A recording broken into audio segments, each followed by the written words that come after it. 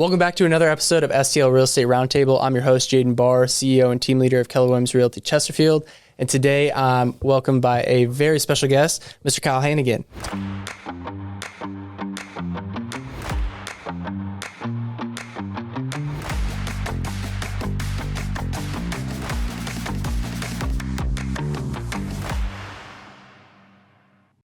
Hey, thanks for having me, man. Yeah, absolutely, man. I'm excited to learn more about your business, and I'm sure all the guests watching are excited as well. So take me through what got you started and what got you interested in a career in real estate.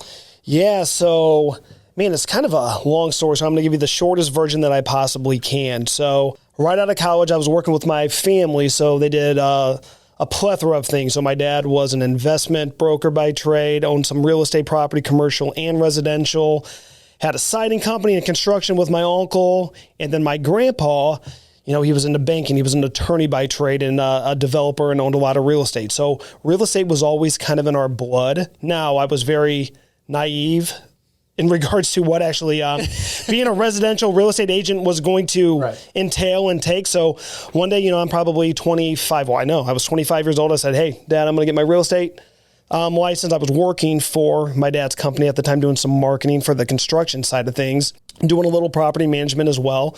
So I said, hey, I'm going to do this. And sure enough, I got my license all online. Met my broker, who I've been with since day one. Shout out to the Colburns, Berkshire Hathaway Select Properties. And yeah, man, I hit the ground running. I did well my first year, quickly developed a team, and now I'm here sitting, chatting with you, man. That's awesome, so, dude. That's kind of how I got into it. So. Yeah, so you got your license, and then you knew everything you needed to know, right? Everything. Yep. I just smooth sailing. It was easy money, nothing. I'm totally joking. It's, a little tongue in cheek there, but yeah, very difficult. And that's when I said, naively, because I had no idea it was going to be this challenging, and it's very rewarding and everything, but there's a lot to it, man. And to really make money and to really make a difference, I mean, you have to be doing it at a high level, selling a lot of houses, and with each transaction, there's just so much that goes on. Yeah. As you know. Every day is different. You're always learning. Very true. Always growing. Like every client's different. Every transaction's different. And the market is always And the market changes too. You're exactly right. Yeah. I mean, when I got licensed, actually, it was pretty common to have houses sit on the market for 30, 45 days, for the first 5 years of my career. Mm-hmm. And then, all of a sudden it just kind of changed, and super quick, fast pace, houses flying off the market. So you have to kind of pivot with the advice and, the consultations and all that. But so seeing kind of two different markets, which is kind of interesting too. Yeah, absolutely. So you mentioned athletic background right before the podcast started. Yes. So, yeah. A little bit. Someone thought I played ice hockey, apparently, but no, not me. So if there's another Kyle Hannegan that played ice hockey, I don't know. Let us know, because we have your long lost teammate, maybe. I don't know. Right. Love hockey though. So athletic background, I think athletes, like, when it comes to business, being an entrepreneur, like there's a lot of grind and grit required. Yeah, of course. Yeah, absolutely. Business. So like, how has that translated? And even like your previous, work experience, how has that translated over to, building a business in real estate?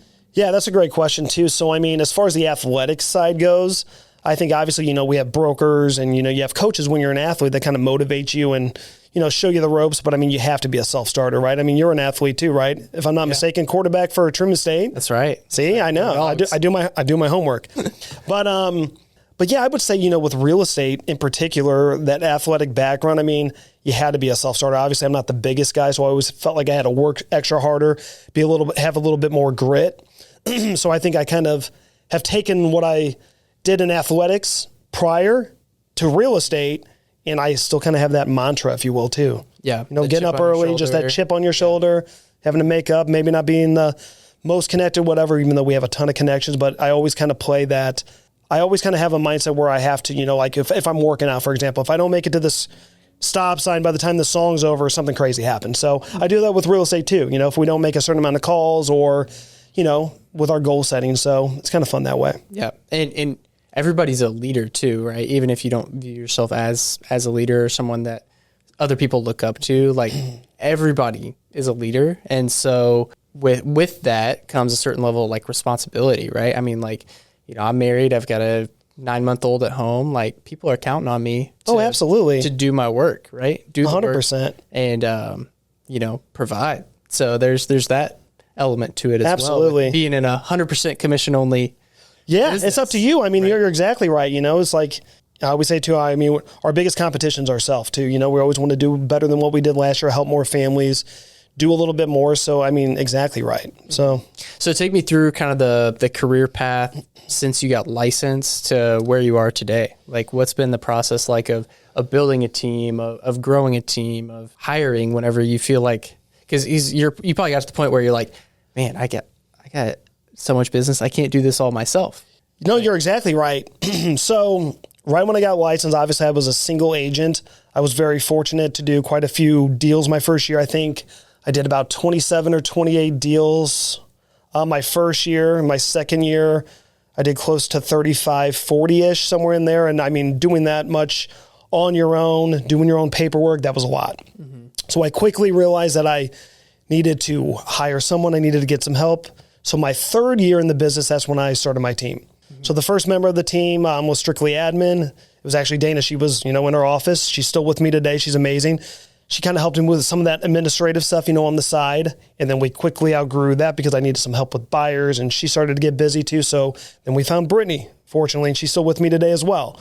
So, looking back 9, almost 10 years ago now, which is crazy to even say, but then we slowly grew from there. So we're still a small team. So we have 3 agents, 1 full-time administrator. Now we are looking to probably hire 1 more agent sooner than later too, just to kind of, help with some of that extra showing aspects of things, all that fun stuff. But we've had a few like marketing people played in it here a little bit. But we basically have a team of 4.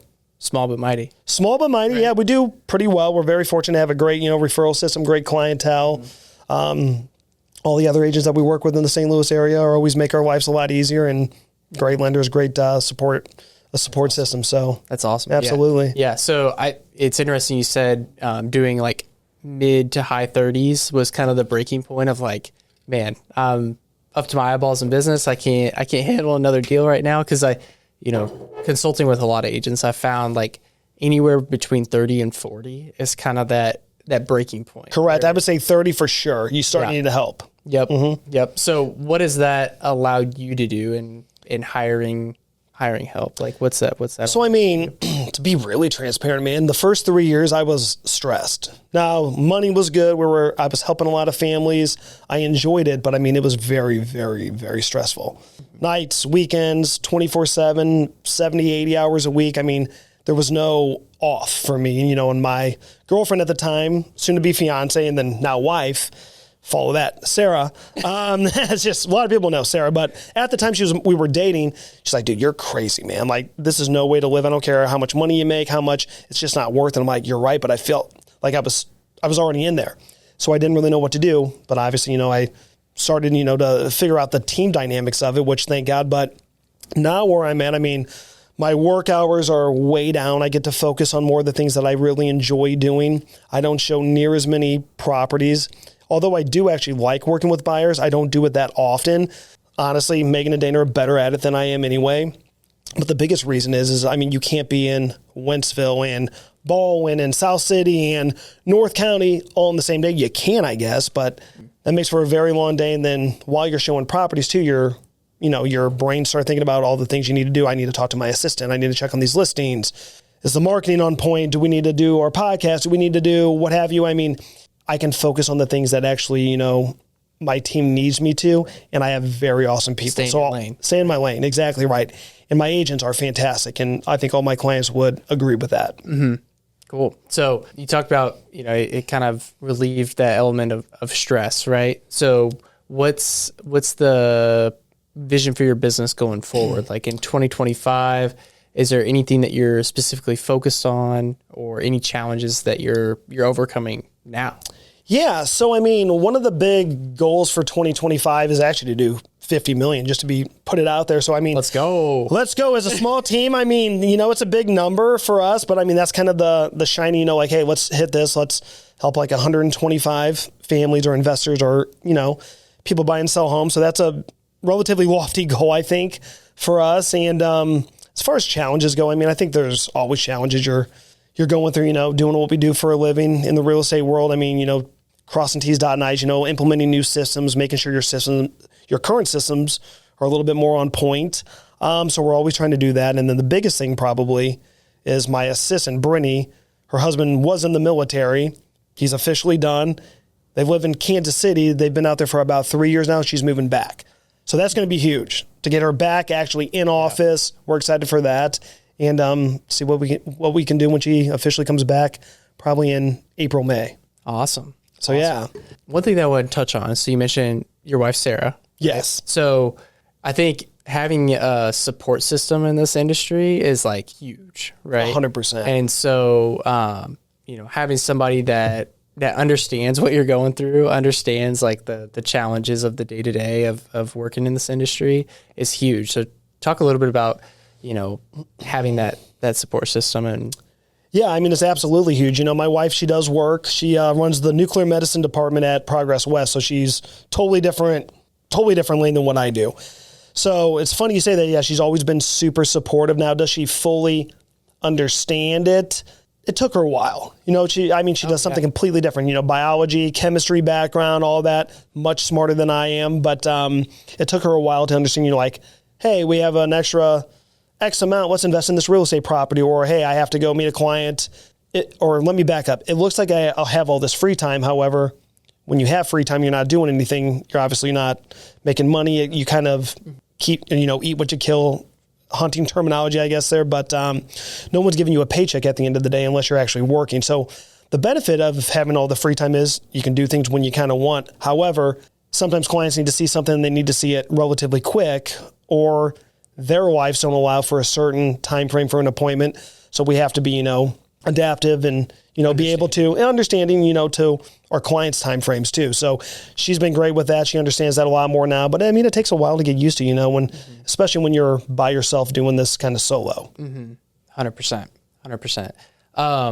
Walk me through where your business is coming from. There's probably a lot of agents watching this that aspire to be at your level of production. And, I think a lot of agents out there, 2024 was a challenge. Like it wasn't the best year for everybody. And then there's other agents that had their best year ever. So, I'm curious to hear like, where has your business came from and kind of how you've grown it to where it is today? Yeah. So, we're super, super referral based. It's like 96% referral based. Excuse me. We don't spend money on leads. We don't buy any leads from anywhere, honestly. Love you that. And I'm not saying that's a bad thing if you do. Not at all. It was just never I always say I'm not in sales. I'm a consultant, not to be cheesy with that either, but I'm awful closing people I don't know. I don't have it in me necessarily, but working with people that already know us, like us, and trust us, that's what I love to do. So, and that's pretty much everyone on my team. Megan, extremely referral based. Same with Dana. Now, we probably get 7 to 10 deals, from like relocation, a signed call, someone just is, perusing on the internet or whatever and sees our marketing or our Facebook page or our Zillow page or whatever. But it's pretty much all referral based and then repeat business. Yeah. So a lot of, past clients that are using our services again, which is amazing. Yeah. I, a challenge with, hosting this podcast, I have all these top producers on, and I don't want every episode to sound the same, but also I think the business is way more simple than what we make it at times. I would 100% agree with that. And so a lot of the questions, I hear the same responses over and over and over, right? My business is referral based. And, I think if you communicate, you do what you say you're going to do, you work hard, you're good at building relationships, anybody can be successful in this. Absolutely. No, 100%. Right? Mm-hmm. Right. And there's a lot of agents that just aren't willing to put in the work, or they aren't necessarily as skilled or growth minded and dedicated to kind of developing themselves. 100%. Right? I would 100% agree with that. So, but a lot of people say they're referral based. So I'm curious, like, do you have a system for generating referrals, or kind of what's the... Yeah. So, I'm born and raised in St. Charles, right? So I'm a St. Charles boy through and through. I've lived in the city, lived in Creve Coeur too, but I found my way back to St. Charles City. So that's kind of my bread and butter, I always say it's not who you know, it's how you manage the people who you know. And maybe that sounds bad, but what I mean by manage is staying in contact, reaching out to people and not being salesy, but literally being there and saying, hey, let them know you're a real estate consultant, because if you love and care for these people, whether they're friend, family member, the last thing you would ever want them with one of the most stressful things, I mean, death, divorce, and buying and selling a home are the 3 most stressful things that people go through. So why would you not want a family member or a friend to use your services because you know you're going to do the absolute best for them, right? You don't want them using Joe Schmo at 123realestate.com when you know they're probably not going to get the best service. So letting people know what you do, obviously, but just being a good person, like you mentioned and kind of alluded to earlier, I mean, it's very simple. You know, it's like, hey, I do real estate, but I care about you. So reaching out, if I reach out to someone 20 times in a year, I'm probably going to bring up real estate one time. That's kind of my mantra. So being there, letting people know what you do, but also just not shoving it down people's throat. Yeah. People understand what you do, especially with social media. If you do a good job like you do awesome, by the way, man. But people know what you do, so you don't have to shove it down their throats constantly. Coming from contribution, adding value in other ways outside of just, hey, do you want to buy, sell, or invest in real estate? Yeah, right? No, exactly right. Now, you bring up a good point too, but we get a lot of calls too and say, Kyle, do you have a handyman? Do you have a painter? So we get 10, 15 of those calls a month probably from past clients, from people that aren't even a client yet. So, I mean, that's huge too. So kind of going back, having because I consider them kind of on my team too, right? Contractors, lenders, title, whatever, but having a good, vendor list, if you will, reputable sources that can service your clients as well. 100%. It's huge. 100%. Yeah. It's less about what you know, more about who you know. Exactly right. For sure. So we were touching on it a little bit before the podcast started, but investing side of things. Yeah. Like, I think there's a lot of agents out there that they might make a lot of money, but they don't keep a lot of it. They don't have a lot of profit in their business because there's just a lot of agents that don't know what they're doing. They don't know how to run their business like a business. Sure. There's little left over to invest. So we were talking about your investments and different things that you've got going on. So you want to share a little bit about that? Sure. So my team's pretty, unique in the sense of we all have investment properties and do it pretty well, from short-term rentals to long-term rentals. Some have partnerships, some just individually owned, but I own roughly, 12, 13 doors. Some I have partners on, some I own myself. But I think it's great now.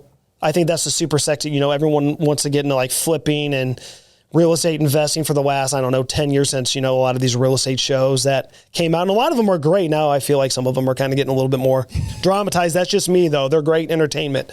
But I love real estate. But the thing with real estate investing is if you're going to do a flip, for example, I'm preaching to the choir, I'm sure, but you have to buy those deals, whatever you think is a good deal, minus 15, 20% on that to actually make money. I've done a few flips, probably do 1 to 3 a year, just depending on it. Probably done or been involved in 10 to 12. So I'm not a ton of flips, right? But buying and holding, you just have to keep in mind where you're buying at. Are you buying properties in appreciating areas? You're going to get a little bit, maybe lower monthly, net income on it, or are you buying on high dollar, net income areas that probably aren't going to appreciate? I think it's great to do. I love buying real estate, but it's definitely the long game. When you're buying and holding, buy and hold for a long time, be understanding of that. Yeah. Don't wait to buy real estate, buy real estate. Buy real estate and wait. Exactly right. Yeah. Yeah. We've got an investment property over in St. Charles and nice. We've got one in Baldwin now. So we just renovated a house in Ellisville for the past 3 months. Moved in 2 days before Christmas. So no way. That's awesome. Yeah. So did you actually do like Christmas and everything in the house, or was it? Well, we traveled out of town for Christmas. So okay. That was, we were still living out of boxes for a couple of weeks. I would imagine that would have been intense. We had the Christmas tree up where the dining table was going to go. So nice. Hey, that's awesome though. It worked out. Congrats on that though, man. That's exciting. And then you just got started with a supplement company? Yeah, so Halo, that's why I'm wearing the hat and rocking the water bottle today. But be on the lookout for Halo Health. Me and 3 business partners are doing investors probably mid to late February. Be on the lookout. So follow us on Instagram and all that, Halo Health. It's pretty cool, man. That's all I can really say now. The hats are pretty legit, aren't they? The brand? I need one. See, that's where they get you, like the kind of O that sticks out and you can't read the rest. That's he's got the marketing figured out. So sweet. That's sweet. But no, I'll hook you up with some samples too. Oh yeah. Hit me up. So take me through if there's an agent watching this that, aspires to be, at the level that you're at, what advice would you give them? The best advice I would say, and this is from my brokers, slow down to go fast. I think it's obviously inherent, and hopefully applied or implied, I should say, that be a good person, always do the right thing. That should be a non-negotiable. That should be a given. But slow down to go fast. I can't tell you how many times, and I still fall victim to it, honestly, man. I mean, when you get an inspection notice with 20 items, you want to get it done like tomorrow. Sometimes you just need to let emotions die down if you're negotiating a property. You're $40,000 apart, seller's pissed, buyers are upset or whatever, they're threatening to walk. Sometimes you just have to slow down to go fast. And I can tell you that's the best piece of advice that I've gotten for real estate. But in terms of like building teams and everything, I mean, I guess it's kind of the old adage too. It's like, hire slow, fire fast. Fortunately, I've been blessed with very good people, but we have had that third agent on our team.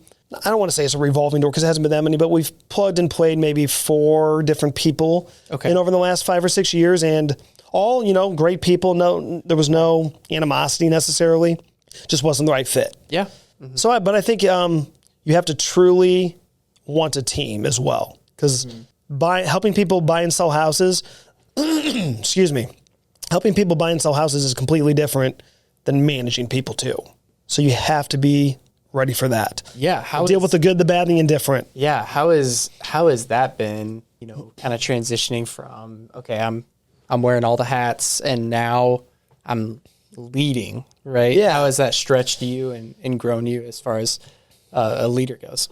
Yeah. I mean, you definitely have to, just like compassion, it's like you have to let go. You have to realize that no one's going to be you, and that's probably a good thing. Like, I'm very good at certain things, but I'm very poor and very bad at, I'll just say, at certain things too. You definitely don't want me doing your paperwork, crossing T's, dotting I's. Brittany's a saint for that. I enjoy like the negotiating and the marketing aspect. I love going on appointments, even the buyer's consultations, but it was a little hard at first, but with hundreds of deals, and I've had close friends buy houses when I'm not showing them the house or writing the contract, and they've all been fine. I'm always involved, but I may not just be there day in, day out. Right. Yeah. I'm at a point now, like I'm obviously in a leadership position within the office. And so my business is highly leveraged. So like you mentioned earlier, like you can't be in 2 places at once. So having showing assistants that you can count on that are going to show properties in similar way that you're going to show properties. But I always set the stage on buyer consultations where I say, hey, I can't be in 2 places at once. I have showing assistants that are able to help get us in the door if I'm not able to get you in quickly.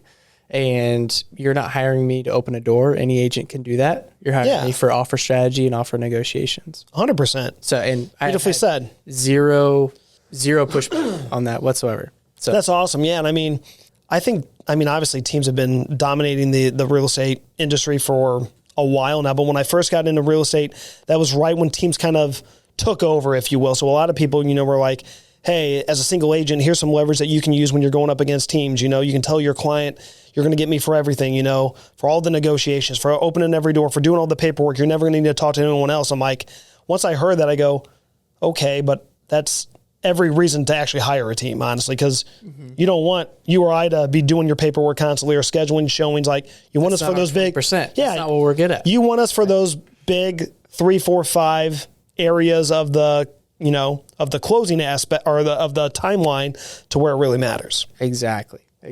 More agents need to hear that. Yeah, no, absolutely. And it's, Brittany, Dana, and Megan are way better at certain things than I am. And, I'm sure people on your team are the same way. For sure. So there's probably a lot of agents out there too that have made the wrong hire, or they're struggling to grow the team, or they had the right hire, they had the right person on their team, but that individual quickly outgrew what that team was able to provide. So like, I'm curious, what do you do to attract and then keep talent? I think just being extremely fair.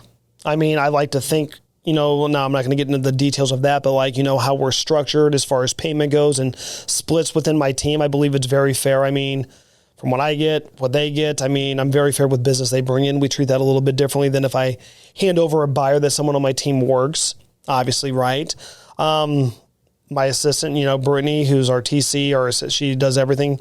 I feel like she's pretty well paid. She may watch this and disagree, but hopefully maybe we can come back on here and do a live negotiation for commission or for compensation here. That'd be fun. But I think just doing the right thing. And that's why I would rather take less from awesome agents that I know are going to do a good job with my clients, being So, I mean, in a given year, I'll do 45 to 65 and over the last 5 years average. I mean, about 50 deals just that I generate, 50, 55. So if, let's say 30 of those are buyers, I want the best people, because these are people from, my kids go to Emmanuel Lutheran in St. Charles. I went there as well. So, I mean, I know I've sold teachers' houses from Lutheran High, my high school, from grade school, from, parents, there's teachers there that were going to school with me when I was going there, 20 or 30 years ago, damn near, holy cow. But when you're working so closely with people that are so close to me, I want the best agents, so I'm willing to compensate for that. Mm-hmm. Yeah, because I mean, there's costs associated with losing that top talent. Oh my gosh, of course, yeah. The time and energy it takes to hire somebody and to train them. Very true. With the standards and processes that you've No, you're 100% right. Okay, what else should we touch on? How do you feel like the market's going to be in 2025? I know that's a cliche or a stereotypical question we get, and I mean, you might say, which market are you talking about? Well, the past, like in 2024, I mentioned it was a tough year for a lot of agents, and then there's other agents that, they found business, they did what it took to win. And sure. They had their best year ever. So I think, using the market as an excuse is never a great way to start, right? So 100%. There's people buying and selling every single day. Yep. There's plenty of business to go around, plenty of business for everybody to be super successful. It's just a matter of doing the work and going out and making it happen. You're exactly right. And kind of to that point too, and I mean, maybe we didn't get to that question yet, but one of the things I didn't bring up is what I think we do extremely well. Excuse me, my voice has been going crazy, man. All this change of the weather, negative 28 out or whatever it was today. But one of the things that we do extremely well that I know 100%, I mean, I will tell anyone I think we do it better than anybody, or no one can do it better. Maybe they do it just as good, but not better than us, is our relationship after the close. So now every close is a little bit different, but for example, a buyer. If a buyer closes, Brittany will automatically go into my CRM and schedule touch points for me or any of my agents 1 day after the close, 1 week after the close, 1 month, 6 month, 1 year. Every single time someone closes, we're going to touch them at least there. The 1 day is, hey, did you get in the house okay? Is everything good? The 1 week is, how's the move going? Now, if people aren't moving in right away, we obviously, adapt a little bit. But that was something I learned from my broker. That's something that we hold true. And then once a client maybe has closed, and it's 4 years down the road, we like to do 2 or 3 client appreciation events. We're going to touch them at least with phone calls or a text once a quarter, depending on the relationship. But a lot of them are friends or acquaintances. So we talk a lot, but do not make a sale and don't let them hear from you until you're asking them to buy or sell. I mean, they should be hearing from you sincerely, just asking what can I do to help you? And you will get so much business. Yeah. I mean, so much business. It's not going to happen right off the bat, but year 1, year 3, that's what's going to take an agent from doing 20, 30 deals to 50 or 60. Mm-hmm. Yeah. I mean, that's a great way to generate more business, right? If you're like, hey, things are slow. Okay. Like look at who was the person that I enjoyed working with the most last year, and where do those people work? Where do those people hang out? Like, where can I find more clients like 100%. That person, right? And that person probably hangs out with people that are like them. So ask them. Like, absolutely. Hey, who are your best friends? 100%. I mean, pretty simple whenever you. It is. Like that, right? Yeah. But yeah, as far as the market goes, I think it'll be pretty similar to last year. Like I think we had a record low number of closed transactions. Yeah, it was in the past. I think it was 27 years. Yeah, it was. Somebody will have to fact check me on that, but it close to 30 years, like 30-year stretch where record low number of sales, and I think it was down 37.5% since 2021 in units, and so that's a pretty significant drop in units. But I think it'll be similar as far as closed transactions for 2025. Interest rates will play a part in that. I think a lot of people are just staying put where they are because they're comfortable with that. Sure. 2.9 or 3.2%. I would be too if I had one still. I know. Right? So there's just a lot of inventory that's locked up. To go back to my earlier point, like people are moving all the time. Oh yeah, they always move. Marriage, divorce, death, babies. Yeah, the goods, the bads, I get So it. you just got to find where those people And are. that's what we always tell people too, is like, yeah, I would love to get you a 4% interest rate, but if you're really waiting for them to go that low again, you're never going to move. 100%. I mean, you have to be in now. And now there's got to be like a break-even point, right? There's got to be, yeah. Where maybe if rates get to like 6, 5.5, Yeah. then it kind of unlocks a lot. I agree, yeah. I don't know. What do hopefully- you think that point is? Yeah, I think 6 or right under 6. I think you're right on. Now, not to be a pessimist, I don't think we're going to get there this year, honestly, in my opinion. I think we'll be around 6.5. That's why I think it's going to be pretty similar. Yeah, I agree with you. No, 100%. But yeah, people are always moving, and for those, aforementioned reasons and all that. But Now, days on market has increased. And I don't know if you're seeing it with your clients, but it seems like people are more picky and more patient. And I'm sure interest rates have something to do with that, as far as like, hey, if I'm going to pay this top interest dollar, rate, then I'm going to get exactly what I want. Yeah, I would say so. I mean, we've had a few sit on the market now. Fortunately, we haven't had to come off the sales price too much, honestly, in the 3 or 4 that sat in the fall into this winter. But we haven't had a huge amount of days on market. I think the longest one we've had was maybe like right around like 11 or 12 days. So we've been fortunate. With the 107 or so transactions last year, listing side maybe 50-ish. We've had a handful that maybe had more than like a week and a half. Yeah. But you're right, though. I mean, days on market overall, now obviously it's going to depend where you're at, price Location, points, neighborhoods, price, but all the things. Yeah, it's not uncommon. And that's what we tell sellers too, is like, hey, we can't guarantee you're going to get multiple offers. Because, I mean, no, that still happens, but the quality of offers are generally there, but the quantity's not. But even if we sell on the market for a week or two, it's not the end of the world. Right. It's relatively normal. It hasn't been normal for 5 years, but it's normal. I mean, I was talking a little bit earlier when I first got licensed in early 2013. I mean, a lot of my listings sat for 30 days, and that was normal. Yeah. Yeah, I think just setting expectations is huge, right? That's huge. If you go in, going back to athletics, right? Every week we'd have a game plan. Yeah. Right? Sometimes you get in the game and then, you get your teeth kicked in and the game plan changes, right? But, if you go in with a plan and you communicate that clearly, then that's just going to set you up for success. Exactly right. I mean, setting that expectations is huge. We always say it's not it's not if something comes up during this transaction or when we're selling your home, it's when, and here's how we're going to handle it. Mm-hmm. Just know there's going to be stuff that comes up that's going to be out of our control, or we're not perfect. Yeah. We can screw something up, but we'll always make it right. We're always going to be here for you. We're always going to get it done. Mm-hmm. So just know that. Yeah. And you can always call back to that, right? Whenever that does happen, you can say, now we talked about this, right? And this was the game plan for what we do if this occurred, and go from there. Absolutely.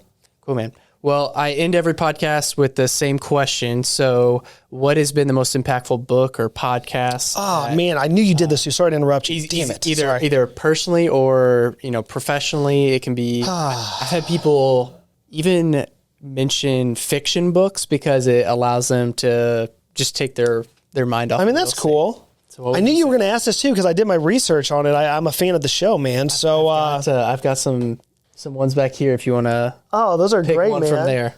Millionaire Real Estate Agent Classic. The One Thing. So, okay, you know what? That actually reminded me. So, 2 books kind of similar but different. Can I do 2? Yeah. Oh, yeah. Okay. So, for whatever reason, The Slight Edge, that one was great. The Slight something Edge. Olson. I can't think of the guy's first name. But virtually, write that down. That's a good one. But basically, hey, just doing one small thing every day, like compounding effects, right? Mm-hmm. So it's like, hey, do the small things every day, but do it right. It's like, okay, drinking a Coca-Cola every single day. If you eat healthy, the rest of it and work out, is it going to be super detrimental to your health? Probably not necessarily over, a year, but the compounding effect 10 years, 20 years, 30 years down the road is like, hey, if I wouldn't have drank that soda, how much better off would I have been? Or if I would have limited the soda to one time a week instead of every day. Mm-hmm. So doing the small things right every single day, you'll get a big reward. And then The One Thing is The Power of One More. The Power of One More. Sorry. The Power of One More. Love that one too. Just, and basically the concept is let's use phone calls. Hey, my daily goal is to make 10 phone calls, maybe make 11, just do one more every day, and then you'll be amazed with what, you'll achieve. And then I'm a big podcast junkie too, man. I love Joe Rogan. I've been a fan of Joe Rogan's for 15 years before it was even like massive, but not to get political or anything, but he's great at asking questions. He's great at asking questions, being curious. That's what I love about it. Like, he brings on people that I really like, that I don't, but it's interesting to hear how he conducts, the perspective and how he handles himself. So I agree, 100%. 100%, man. Well, I appreciate you coming on the show. Yeah, man. I'm looking forward to seeing you hit all your goals in 2025, and wish you nothing but success, man. Hey, likewise. Greatly appreciate it, and let's do a deal together. Let's go. Let's go, baby. All right. We'll see you in the next episode. Man.